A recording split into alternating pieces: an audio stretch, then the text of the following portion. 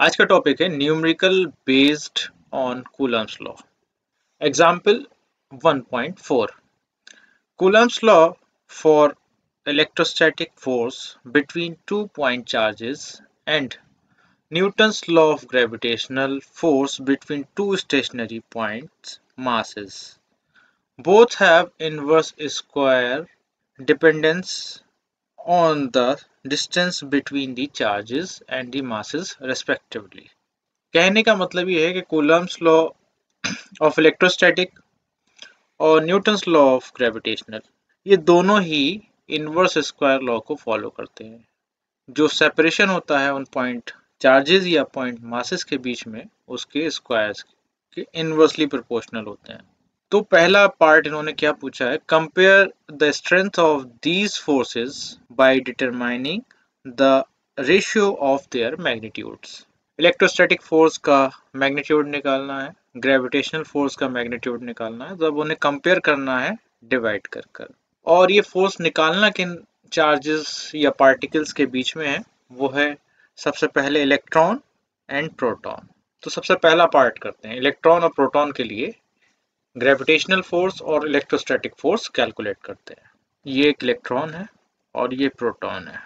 इन दोनों के बीच में सेपरेशन आर है, सेपरेशन आर है, इनके बीच में दूरी। इलेक्ट्रॉन पर चार्ज ई है माइनस ई और प्रोटॉन पर जो चार्ज है वो है plus E. Mass of the electron है एम ई और मास ऑफ द इलेक्ट्रॉन है एम पी। तब इलेक्ट्रोस्टैटिक फोर्स कूलम्स लॉ के हिसाब से F E is given by 1/4 pi epsilon not. Charges हैं E and E, then E square divided by R square. Gravitational force calculate करते हैं, then G into M1 जो है mass of electron, M2 mass of proton divided by R square. अब इनकी strength को compare करने के लिए इन इक्वेशंस को, इसको इक्वेशन 1 और इसको इक्वेशन 2 बोल देते हैं। इक्वेशन फर्स्ट को डिवाइड करते हैं इक्वेशन 2 से, ऑन का मॉडुलस ले लेते हैं यानी पॉजिटिव वैल्यूज।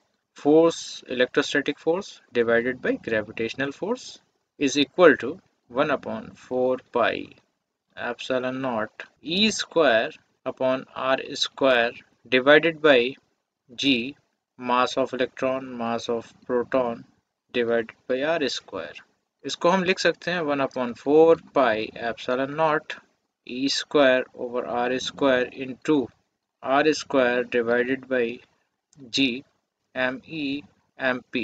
R square से R square कैंसिल हो गया और रिलेशन आया 1/4 pi epsilon naught E square over G ME into MP। अब इनकी वैल्यूज पुट करते हैं। जैसे ही वैल्यूज पुट करेंगे तो FE अपॉन FG जो हमने कैलकुलेट करना है उसकी मॉड वैल्यू, तो 1/4 पाई एप्सिलॉन नॉट की वैल्यू होती है 9 इंटू 10⁹9। दोनों फोर्सेस हैं न्यूटन में होंगे तो यानी कि रेशियो की कोई भी यूनिट नहीं होने वाली, इसलिए यहाँ यूनिट को हम नहीं सोचेंगे।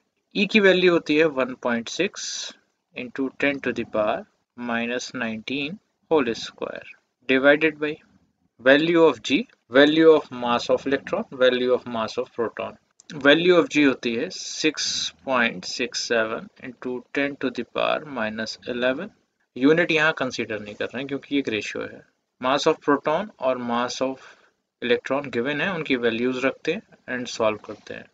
9 into 1.6 into 1.6 divided by 6.67 into 9.11 into 1.67 into 10⁻⁻38 plus 11 plus 31 plus 27 plus 9। अब इसको कैलकुलेट कर लेते हैं, कितनी आती है वैल्यूज 2.4 इंटू 10⁻39।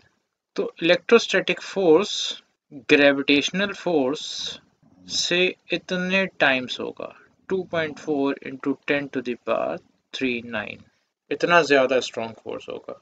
यानी इलेक्ट्रोस्टैटिक फोर्स बहुत ज़्यादा स्ट्रॉन्ग होता है ग्रेविटेशनल फोर्स से। ऐसे ही अगर सेकंड पार्ट करते हैं, ये फर्स्ट पार्ट था जिसमें इलेक्ट्रॉन और प्रोटॉन था। सेकंड पार्ट में प्रोटॉन और प्रोटॉन है। देन यहाँ पर इलेक्ट्रोस्टैटिक फोर्स पे तो कोई भी फर्क नहीं पड़ने वाला, लेकिन ग्रेविटेशनल फोर्स पे फर्क पड़ेगा क्योंकि मास ऑफ प्रोटॉन आ जाएगा यहाँ पर। देन उस कंडीशन में यहाँ डायग्राम बना देते हैं एक। ये प्रोटॉन है, ये प्रोटॉन है, इनके बीच में सेपरेशन r है, ये इन पर भी चार्ज E होगा और मास ऑफ प्रोटॉन है, मास ऑफ प्रोटॉन है। तब हमारा जो फॉर्मूला है सेम ऐसे ही ड्राइव होकर कुछ ऐसा हो जाएगा। इलेक्ट्रोस्टैटिक फोर्स, ग्रेविटेशनल फोर्स, जो रिक्वायर्ड रेशियो होगा वो कितना होगा, 1/4 pi epsilon naught E square over G. यहाँ मास ऑफ इलेक्ट्रॉन की जगह मास ऑफ प्रोटॉन और मास ऑफ प्रोटॉन की जगह मास ऑफ प्रोटॉन। तब क्या चेंजेस आने वाले हैं, क्या चेंजेस आएंगे वो देखते हैं। 1/4 पाई एप्सिलॉन नॉट की जगह वही आ जाएगा 9 इंटू 10⁻⁹ ई की जगह आ जाएगा हमारा 1.6 into 10⁻⁻19 whole square divided by G की value 6.67 into 10⁻11 mass of proton 1.67 into 10⁻27 1.67 into 10⁻27।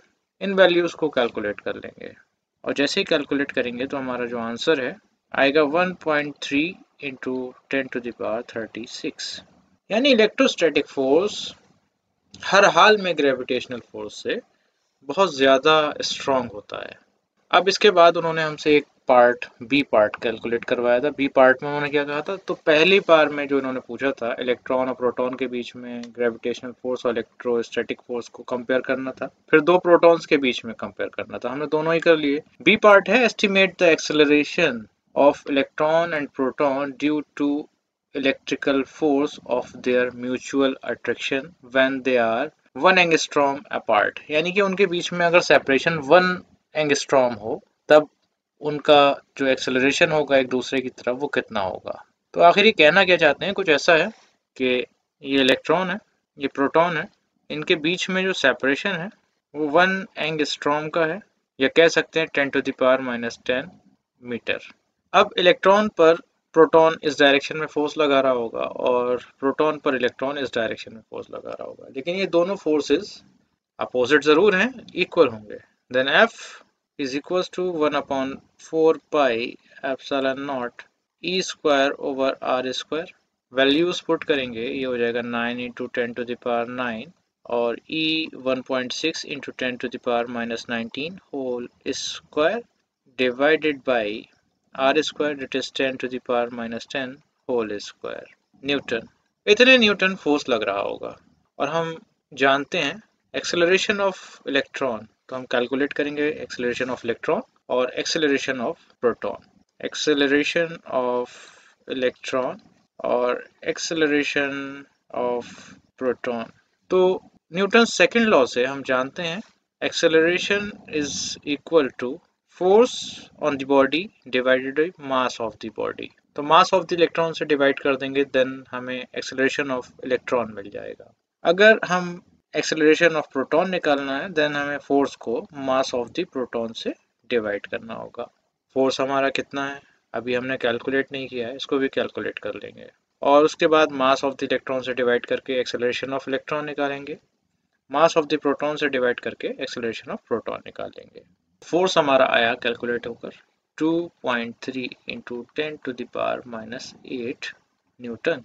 अब एक्सेलरेशन ऑफ इलेक्ट्रॉन जैसे ही कैलकुलेट करेंगे तो इस फोर्स को 2.3 इंटू 10⁻⁻8 को डिवाइड कर देंगे मास ऑफ द इलेक्ट्रॉन से, और मास ऑफ द इलेक्ट्रॉन है 9.11 इंटू 10⁻31 और यूनिट होगी मीटर पर second square. Acceleration of proton calculate करने के लिए 2.3 इंटू 10⁻⁻8 न्यूटन यानी फोर्स को डिवाइड कर देंगे मास ऑफ प्रोटॉन से, वो होता है 1.67 इंटू 10⁻⁻27 और यहाँ यूनिट आएगी मीटर पर सेकेंड स्क्वायर। अब ये जो एक्सेलरेशन है कैलकुलेट होकर देखें कितने आते हैं। एक्सेलरेशन ऑफ इलेक्ट्रॉन आता है 2.5 इंटू 10⁻22 मीटर पर सेकेंड स्क्वायर और एक्सेलरेशन ऑफ प्रोटॉन हमारा आता है 1.4 इंटू 10⁻19 मीटर पर सेकंड स्क्वायर।